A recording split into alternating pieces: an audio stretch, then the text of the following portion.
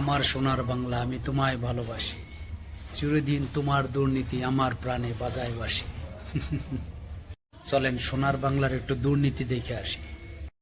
যে সংসদে দাঁড়িয়ে প্রতিনিয়ত দুর্নীতি আর লুটপাটের বিরুদ্ধে সোচ্চার হন জনপ্রতিনিধিরা, খোদ সেই সংসদ সচিবালয়ের কেনাকাটাতেই এবার মিলেছে পুকুর চুরির প্রমাণ।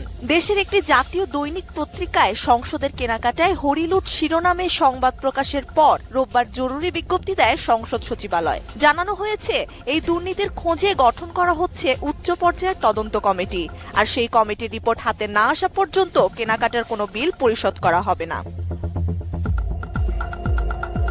জাতীয় সংসদ সচিবালয়ের পরিচালক মোহাম্মদ মনির হোসেনের সই করা ওই বিজ্ঞপ্তিতে আরও উল্লেখ করা হয়, তদন্ত কমিটির রিপোর্ট হাতে না আসা পর্যন্ত ওই ক্রয় সংক্রান্ত কোনো বিল পরিশোধ করা হবে না।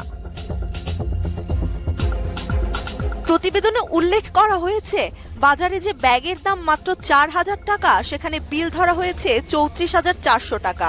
অভিযোগ রয়েছে, দামি ব্র্যান্ডের নাম লিখে সরবরাহ করা হয়েছে নিম্নমানের ব্যাগ, যেখানে লোগো লাগানো আছে আলাদাভাবে। 3,000 টাকার একটি কার রিডারের দাম নেওয়া হয়েছে 21,500 টাকা। সবচেয়ে বড় অঙ্কের গরমিল পাওয়া গিয়েছে ক্যামেরার বডি ও লেন্সে। 3,38,000 টাকার ডিজিটাল SLR ক্যামেরার বডির দাম ধরা হয়েছে 7,09,500 টাকা। এ ধরনের 4টি ক্যামেরা বডিতেই খরচ ধরা হয় প্রায় 15 লক্ষ টাকা।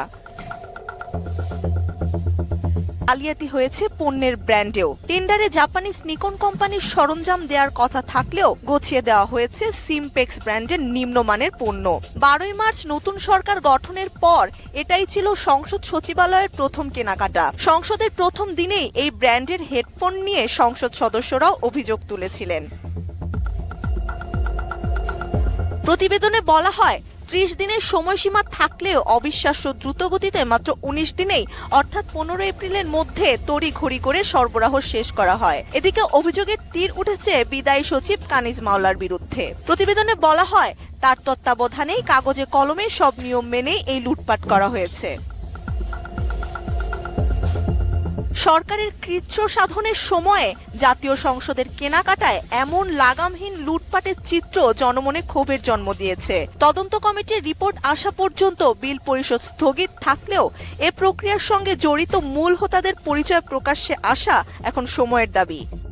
এই দুর্নীতি কি বাংলাদেশ থেকে বন্ধ হওয়ার কোনো উপায় নাই? আপনাদের মূল্যবান মতামত দিবেন, ভিডিওটা ভালো লাগলে শেয়ার করবেন।